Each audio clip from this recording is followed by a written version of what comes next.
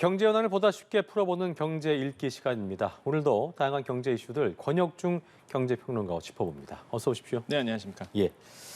자, 삼성전자의 분기 실적 얘기부터 좀 해볼까요? 네. 올해 3분기 영업이익 성적이 나왔는데 2조 4,336억 원. 물론 지난해 같은 기간에 비해서는 뭐 턱없이 적긴 합니다만 네. 그래도 올해 처음으로 조 단위 분기 영업이익을 기록하는 건 좀 의미가 있어 보입니다. 네, 그렇습니다. 그 뭐 주식시장에서 바로 반응을 하고 있는데 다른 지금 분위기는 되게 좋지 않거든요, 업종들이. 그런데 오늘 지금 시장의 장 상황을 본다 그러면 삼성전자만 약간 보합권에 머물고 있어요. 그러니까 다른 건 또 다 안 좋아요. 그렇죠? 네, 지금 다 안 좋은데 그런 것을 봤을 때 이제 투자자들이 봤을 때 어느 정도 이제는 시장의 컨센서스보다는 좀 잘 나왔거든요. 네, 사실 네. 시장의 컨센서스는 사실 한 1조 8천억 원 정도라고 생각을 했었는데 일단은 3분기 영업이익이 한 2조 4천억 원 정도 나왔으니까 네. 일단은 물론 전년 아까 말씀하신 것처럼 지난해 동기보다는 많이 줄었어도 그래도 이제 시장의 예상보다는 더 나았다 영업이익이. 그래서 그렇죠. 이런 점들에서 좀 긍정적으로 이제 보고 있는 것 같아요. 그래서 네. 매출 한 67조 한 4천억 정도 나왔고 순이익이 한 5조 한 8천억 정도가 나왔거든요. 그래서 이런 걸 봤을 때 의미를 좀 부여한다 그러면 이제 메모리 적자폭이 좀 감소됐다 이렇게 볼 수가 있습니다. 그러니까 그렇군요. 메모리 쪽에서 굉장히 많이 적자가 났는데 그 적자폭이 점서적으로 축소되고 있다는 거죠. 이런 것들을 좀 의미를 이제는 시장에서 부여를 하고 있고 특히 삼성전자의 장점은요 반도체만 있지 않습니다. 포트폴리오가 강력하죠. 뭐 디바이스 솔루션도 있는 반면 뭐 DX 부분도 있고요. 다른 분야가 있기 때문에 뭐 갤럭시 판매 호조 굉장히 잘 나왔었거든요. 그래서 이런 어떤 스마트폰 출하량도 많아졌고 이익도 많이 났기 때문에 이런 점에서도 또 주목을 하고 있다라고 말씀을 드립니다. 예. 또 아까 말씀한 것처럼 올해 첫 조단위 영업이익이 나왔어요. 이게 1분기에 6천억 원 정도, 2분기에 6천억 원 정도 이렇게 됐었는데 삼성답지 않은 네, 삼성답지 영업이익이죠? 않았죠. 네, 맞아요. 사실 최대 잘 나왔을 때가 두 자릿수 영업이익이었는데 맞아요. 그래서 지금 갔을 때가 한 아까 말씀드린 것처럼 한 2조 한 4천억 원 정도의 이제 영업이익이 나왔기 때문에 조 단위의 영업이익이 나왔다. 이런 점에서 이제는 시장에서는 이제 집중을 하고 있다라고 말씀을 드리겠습니다. 예.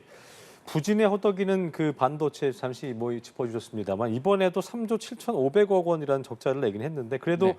전분기 대비해서는 이 적자폭을 좀 줄였단 말이죠. 네. 그러니까 이건 지난 4월부터 시행했었던 뭐 그 감산 효과 네. 좀 보인 거라고 봐야 될까요? 그렇죠. 이제 반도체에서 보신다 그러면 두 가지 측면을 보셔야 돼요. 얼마나 많이 나가느냐, 그리고 하나 나갔을 때 얼마 받느냐. 이거를 이제 두 가지 측면에서 보게 되는데 일단 D램의 평균 판매 단가, 그러니까 하나 나갔을 때 얼마 받았어 이거거든요. 이게 증가가 됐고요. 출하량, 그러니까 얼마나 많이 나갔어, 그러니까 많이 수출됐어 이거겠죠.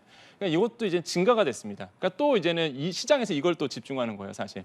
그러니까 판매량이 많이 늘었다라는 거는 사실 지난 통계에서 계속 나왔었는데, 그러니까 ASP, 그러니까 이제는 그 평균 판매 단가가 이번에 이제 확인이 됐다는 거죠. 증가가 됐던 폭이. 그래서 이런 점들이 이제는 시장에서는 굉장히 높게 지금 평가하고 있는 부분이라 보시면 되겠고, 예. 메모리 반도체 본다 그러면 역시나 고대역폭 메모리 반도체 중심으로 이제는 시설 투자도 많이 했고요, 사실 또. 예, 그리고 삼성전자 입장에서 고대역폭 메모리 쪽에서 이제는 출하량이 좀 많이 증가가 됐고요. 그다음에 파운드리도 있습니다. 이제 파운드리는 이제 공장을 의미하는데요. 그 다운 팹리스, 그러니까 설계만 하는 어떤 회사의 수주를 받아서 이거를 이제 만들어주는 역할이거든요. 그렇죠. 이 파운드리를 본다 그러면 일단 실적은 부진했는데 하지만 고무적인 거는 이제 역대 최대 분기 수주를 받았어요. 그렇다고 하더라고요. 예, 그래서 주문을 받았기 때문에 이런 거에서 이제는 조금 시장에서는 이번에 삼성전자의 이 3분기 보고서를 보고 좀 의미를 좀 부여하고 있는 부분이다라고 말씀을 드립니다. 이게 연말 실적으로 이어질 수도 있겠네요. 수주 예. 받은 것이. 그렇죠. 예, 이런 것들이 이제 미래의 이제 삼성전자의 성장 가능성을 볼 수 있는데 그러니까요. 저는 삼성전자를 봤을 때 가장 큰 장점은 역시나 시설 투자라고 봅니다. 그러니까 알겠습니다. 삼성전자만큼 제가 봤을 때 상황이 어려울 때 과감하게 시설 투자하는 회사는 없거든요. 그러니까 선대 때부터 그래왔어요. 계속적으로 삼성전자의 DNA라고 볼 수가 있겠는데 워낙 업황이 안 좋잖아요. 그럼 대부분의 기업들은 R&D 투자를 줄이게 됩니다. 근데 여기 늘리고 있잖아요. 삼성전자 오히려 더 늘리죠. 지금 상황을 본다 그러면 3분기 시설 투자액이 11조 4천억 원이고요. 이게 3분기 누적, 이게 1, 2, 3분기까지 누적으로 봤을 때 36조 7천억 원 정도. 그런데 이 중에 90% 이상이 다 DS 부분, 그러니까 디바이스 솔루션 반도체 부분입니다. 다 반도체군요. 예, 다 반도체 거의 90% 이상을 이제는 쏟아내고 있어요. 예, 투자를. 그래서 미래를 이제 선점하겠다라는 거죠, 결국에는. 그다음에 연간으로 봤을 때 한 53조 원을 시설 투자를 했는데 여기에서 DS 부분이 47조 원, 그러니까 88%가 다 반도체 쪽입니다. 그래서 이런 걸 봤을 때 삼성전자의 이제 시설 투자액은 어마어마하고 그래 왔기 때문에 지금의 이제 반도체가 있는 거잖아요. 그래서 이번에도 과감한 시설 투자를 했다라는 부분. 그래서 눈에 띄는 게 이제 평택입니다. 평택 같은 경우가 3기 이제는 공장이 마감이 됐고 그다음에 4기 골조 투자 들어가고 이런 것들이 계속적으로 선순환되면서 제가 봤을 때는 뭐 삼성전자 지금은 좀 어렵지만은 내년도 한 1분기, 2분기에서는 다시 한번 턴 어라운드의 가능성 굉장히 크다라고 저는 생각을 해봅니다. 네, 어두운 터널을 지나고 있다 이렇게 생각하면 네. 될 것 같습니다.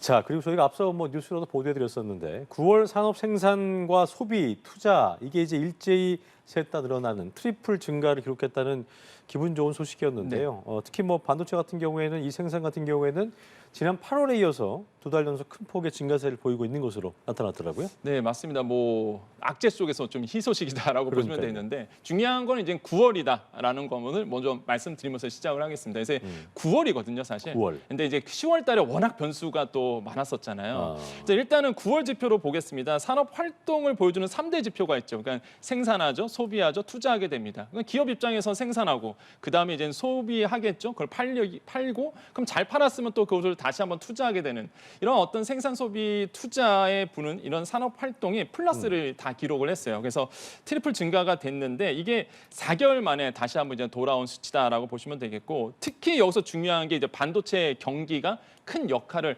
했다라고 이제 보시면 되겠어요. 지금 차트에 보는 게 사실 이제 반도체 생산의 전월 대비해서 볼 수가 있겠는데 예. 실제 이제는 그 지난 7월 같은 경우가 2.5%좀 감소가 됐었습니다. 그러다가 이제는 8월에 13.5%, 9월에도 12.9% 증가됐거든요. 이게 반도체 생산 늘어났다. 얼마나 늘어났냐 이걸 보여주는 거예요. 그래서 드라마틱하게 지금 늘어나는 게 8, 9월이 보이잖아요. 설비 투자가 엄청 예, 늘었어요. 그래서 반도체 생산이 전월 대비해서 늘어나고 있는 거고 그러니까요. 그다음에 작년 돈월 대비해서 봐더라도 이게 9월 반도체 생산이 23.7% 이제 증가가 됐거든요. 그래서 이런 것들을 봤을 때 확실히 이제는 실제 이제 반도체 쪽에서 제조업 쪽에서 굉장히 좀 많이 늘어났다라고 좀 생각을 해봐요. 그래서 이런 것들이 좀 눈에 띄고 특히 이제 생산의 4대 업종이 있어요. 이게 뭐냐면 관공업과 서비스업과 건설업과 공공행정 부분인데 관공업 분야에서 가장 중요한 게 제조업입니다. 그럼 제조업에서 또 중요한 게 반도체거든요.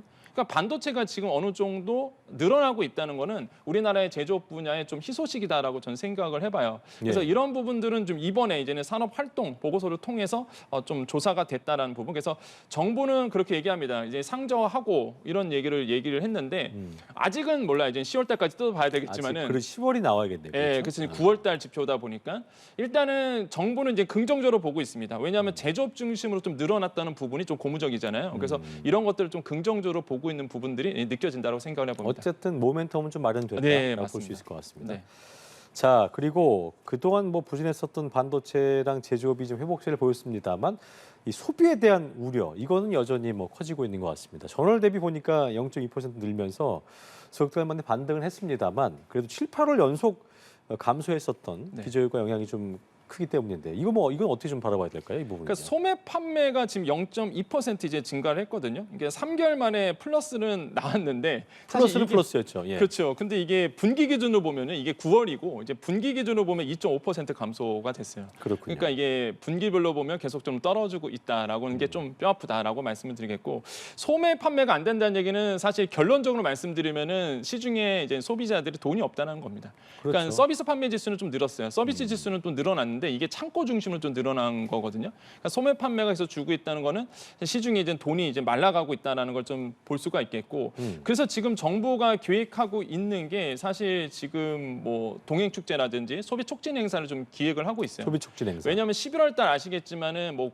중국 같은 경우는 광군제가 있고요. 미국 같은 경우에는 이제 블랙 프라이데이라고 있습니다. 그래서 항상 11월 달은 소비를 하는 달로 정해져 있거든요. 글로벌 그렇잖아요. 쪽이. 그래서 우리나라도 있죠. 코세페라고 해서 코세페. 그렇죠. 코리아 셀 페스티벌도 마련돼 있고 거기에 이제 동행 축제도 마련돼 있기 때문에 정부는 이런 대책을 통해서 소비 촉진 행사를 하려고 지금 기획을 하고 있고 지금도 이제는 소비 책자를 하고 있습니다. 그래서 어느 정도 이제는 소비 촉진이 일어날지는 모르겠지만 그래도 이제는 정부의 역할은 하고 있다. 다만 조금 시장에서 원하는 거는 재정 지출을 조금 늘려줬으면 좋겠다는 목소리가 나오거든요. 재정 지출이요. 예, 재정 지출을 좀 늘려줘야 이제는 어느 정도 이제 공공 분야든지 아니면 또 돈이 흐르게 되다 보니까 맞아요. 지금 막혀 있는 돈을 좀 풀어줘야 된다는 목소리가 일각에서 계속적으로 나오고 있고요. 다만 조금 이제 좀 안 좋은 얘기도 있습니다. 이 건설사 쪽이 지금 업황이 되게 안 좋다라는 이제 보고서가 이번에 이제 같이 나왔었죠. 제가 본다 그러면은 두 자릿수 기록을 했는데 이게 영업이익률 감소율이에요. 예, 그래서 두 자릿수로 좀 감소되고 있는데 그 매출은 늘어났어요. 건설업계 지금 분위기가 부동산 업계가 매출은 늘어나는데 영업이익이 감소됐거든요. 그러한 이유를 본다 그러면 영업 활동은 기업들이 열심히 하고 있다는 얘기입니다. 근데 영업이익이 줄어들었다는 얘기는 결국에는 마진에서 줄어들었는데 남들이 없다는 얘기죠. 원가가 늘어난 거죠. 맞아요. 예, 원가가 늘어난 거 보면 공사 원가 늘어나죠. 그다음에 고금리 상태로 해서 이제 조달비용도 늘어납니다. 이런 것들이 복합적으로 하면서 건설업계는 굉장히 안 좋아지고 앞으로도 제가 봤을 때 고금리 상태로 계속 유지될 수밖에 없기 때문에 건설업계의 부족한 부분들은 계속 나올 것이다. 그래서 지금 시장에서 우려하는 거는 아까 이제 뉴스에서 계속 나왔지만은 미국의 이제 채권 금리입니다. 지금 채권을 더 발행하겠다 미국이 발표를 했거든요. 그러다 보니까 시장에서 지금 발작까지는 아니더라도 지금 불안한 증세를 하고 있어요. 그래서 맞아요. 그럼 채권 금리 또 올라가겠네, 10년물 올라가겠네 이러니까 지금 뭐 금융시장에서는 불안한 증상이 일어나고 있고 특히 일본 같은 경우에도 이제 채권에 대해서 목소리를 지금 내고 있습니다. 그래서 예. 기준금리 상승한다. 결국에는 이제는 따라간다, 시중금리를 따라간다고 얘기를 했기 때문에 이런 예. 부분도 지금 증시에 영향을 미치고 있어요. 그래서 맞아요. 이런 점들을 봤을 때 하반기에서는 조금 더 지켜보시면서 아마 시장을 분석해야 되지 않을까 이런 생각을 많이 해보게 됩니다. 네, 대내 변수들을 좀 추이를 잘 지켜보면서 대응 방향을 좀 잡아야 할 것 같습니다. 경제 읽기 권영준 평론가와 함께했습니다. 오늘 말씀 고맙습니다. 네, 감사합니다.